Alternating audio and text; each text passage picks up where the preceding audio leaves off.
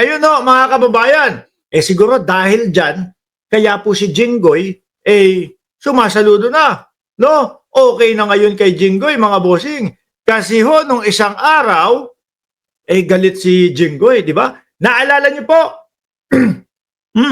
naalala niyo ho, mga kababayan, nung proklamasyon po, nung manunumpa na si General Torre, naku po, sabi ni Jinggoy Estrada, ngayon lang tayo magkakaroon ng, kumbaga parang ang gusto niya sabihin, bastos na PNP chief eh.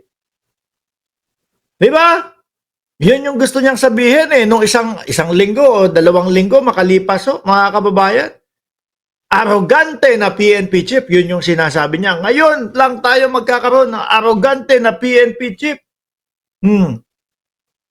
Kasi ang pinagbasihan yata ni Jinggoy doon, mga bossing, yun pong pagkakahuli kay dating Pangulong Duterte. Hindi ko po nakitang arrogante si General Torre. Alam niyo bakit, mga kababayan? Kasi umabot na ng 12 oras, 10 o 12 oras, yung pag-aresto doon sa Pangulo, binasahan na ng Miranda rights, hanggang ngayon, hindi pa din natitinag, nando pa din ho, nakaupo pa din ho, mga kababayan. Parang hindi pinapansin yung batas.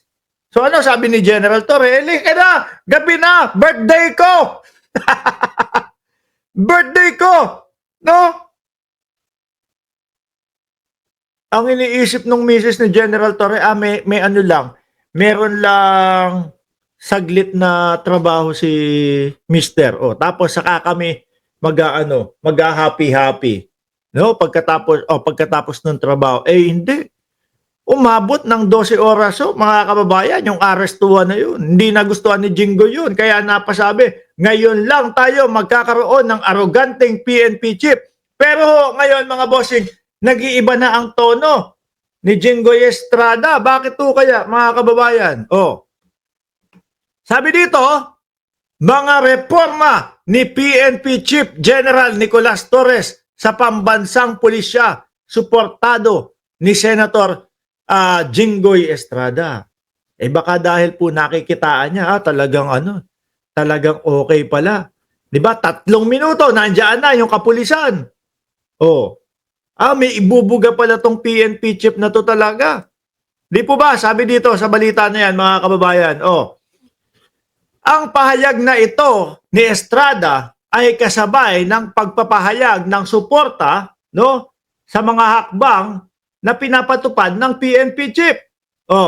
Pinapakita lang niya ni Torre na may malalim itong pag-unawa sa kinakailangang agarang reforma sa institusyon.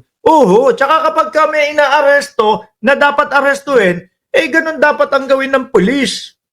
Di po ba? Sa ibang bansa nga mga kababayan, pag may aarestuhin at hindi sumama, may warrant of arrest naman, may kasama pandagok. No? Pag pumalag-palag pa, may kasamang siko. Pero ba sa atin lang, yung talaga namang medyo medyo malamya Sa atin lang yun, dapat talagang matigas yung pulis, hindi bobo. Sabi nga natin, hindi bobondat-bondat.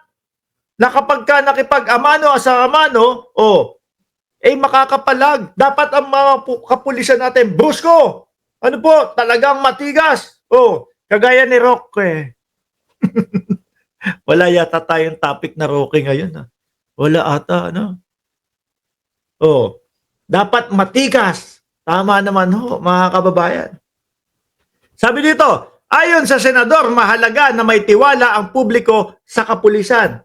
Mamamayang Pilipino nga ang nagsisisigaw Sana si General Torre ang sunod na PNP chief. Nangyari naman po.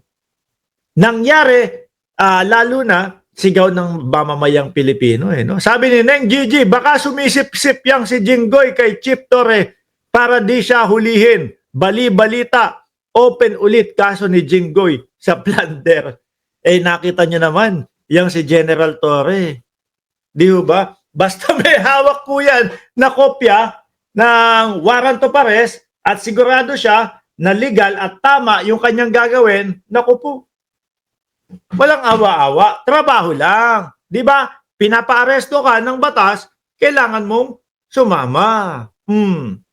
Walang nagawa kay OJC, di ba? Si Buloyski, nagsiksik pa doon sa ilalim ng imbornal niya yata yun. O doon sa ilaliman niya. O wala, ano nangyari? Ang ending, ayun din no, arestado din po. Di po ba? Ganyan, may sigasig po ang ating kapulisan. No? Pag sinabi ng batas, arestuhin mo ito, arestuhin mo yun. Kahit pagod na pagod ka, kahit ilang araw na arestuhan pa yan, may tiyaga si General Torre. Sabi ni Ma'am Brenda Barton, I wouldn't trust Jinggoy if he is evil Democrat. O sabi. Sabi ni BMB Joel Depano, nananahimik yata si Akla. Sino yun? Sino ba yun? Uy, hindi ko ngayon alam kung sino yung sinasabi mong Akla. Kasi pagkatapos po nito, mga kababayan, naku, si Maharlika ang isusunod natin.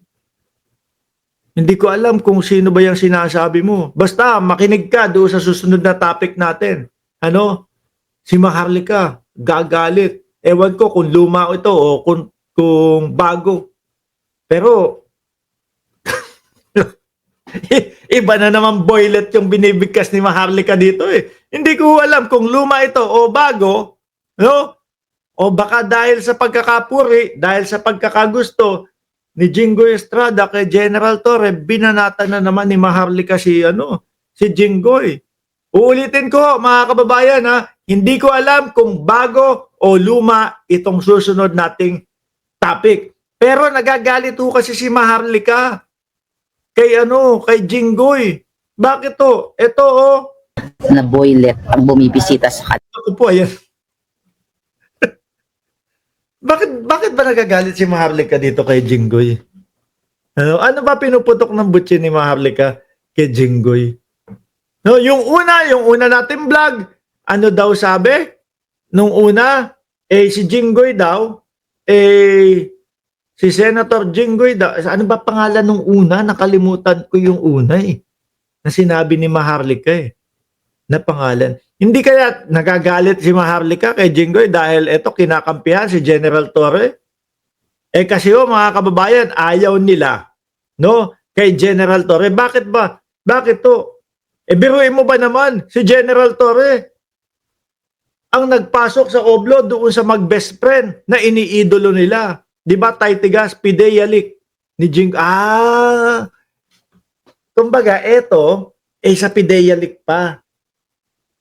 Pero ngayon ko lang kasi napanood kaya i-share ko na din sa inyo nang gagalaiti si Maharlika. O, pakinggan nyo. Nakulong siya, dalawang artista daw ang na boylet ang bumibisita sa kanya.